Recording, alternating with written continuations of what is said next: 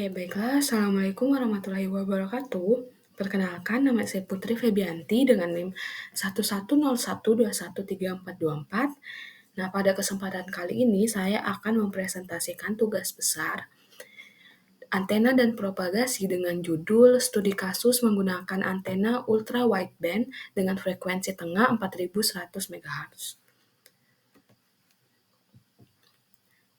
Nah, selanjutnya kita akan membahas apa itu antena ultra wideband atau bisa disingkat UWB.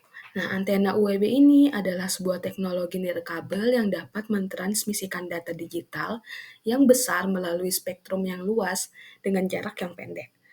Antena UWB tidak hanya dapat membawa sejumlah data yang besar melalui jarak hingga 70 meter dengan daya yang sangat rendah.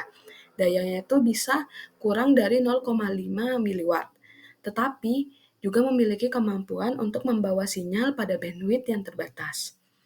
Antena UWB ini memiliki syarat lebar bandwidth fraksionalnya itu 25% dari frekuensi tengahnya. Nah, gambar di samping ini merupakan bentuk antena UWB pada simulasi yang akan kami lakukan di software CST.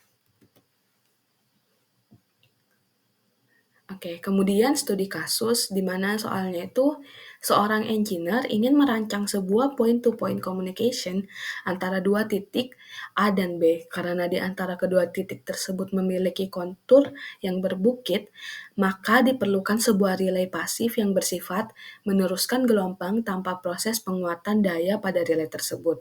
Relay tersebut terdiri dari satu buah antena menghadap ke A, lalu dihubungkan ke antena B, lalu dihubungkan kabel ke antena lainnya yang menghadap ke B jika spesifikasi secara keseluruhannya adalah sebagai berikut.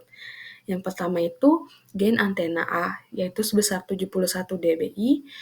Kedua ada antena B sebesar gain antena B sebesar 75 dBi. Yang ketiga ada gain antena relay sebesar X dBi. Yang keempat ada redaman kabel A dan B itu 25 dB per 100 meter. Yang kelima ada redaman kabel relay yaitu 1,5 dB, di mana redaman ini tetap. Terus ada sensitivitas B dengan nilai min 110 dBm. Selanjutnya ada fading margin dengan nilai 10 dB.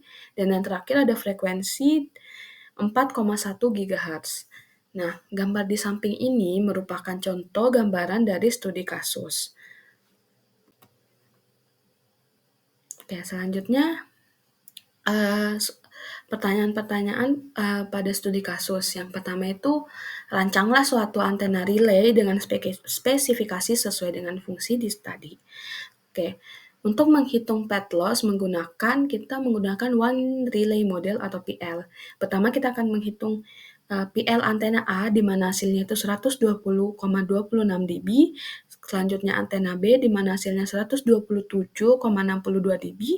Lalu hasil dari antena A dan antena B akan dijumlahkan sehingga hasilnya itu 247,88 dB. Selanjutnya, tentukan tinggi antena pada relay untuk antena yang menghadap ke A dan B. Nah, agar terjadi komunikasi line of sight, tinggi antena relay dan antena B akan disejajarkan untuk mengurangi kesulitan dalam perhitungan zona Fresnel yang miring. Sehingga antara antena A dan antena relay sudah pasti terjadi komunikasi line of sight. Nah, bisa dilihat, tinggi antena relay itu didapatkan dari 150 meter dikurang 60 meter itu sama dengan 90 meter.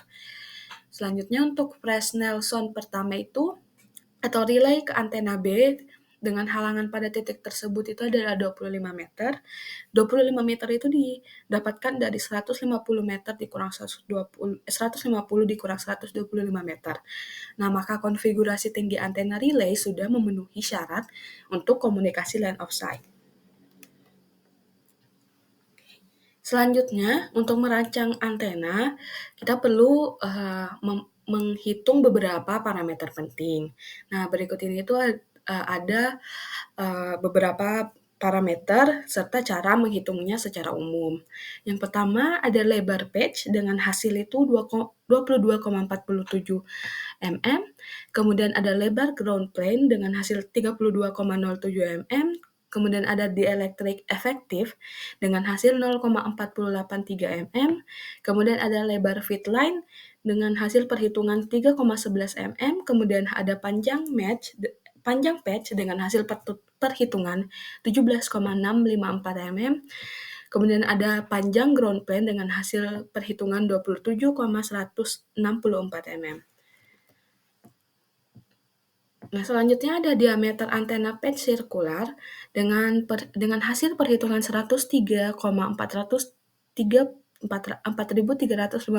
mm dengan bandwidth 5,711 dan panjang fit line itu sebesar 9,29 mm. Nah, bisa dilihat itu pada tabel di samping ini meringkas semua parameter-parameter tadi yang telah dihitung. Oke, setelah mengetahui nilai besaran-besaran antena tadi, maka selanjutnya kita akan melakukan desain antena menggunakan software CST.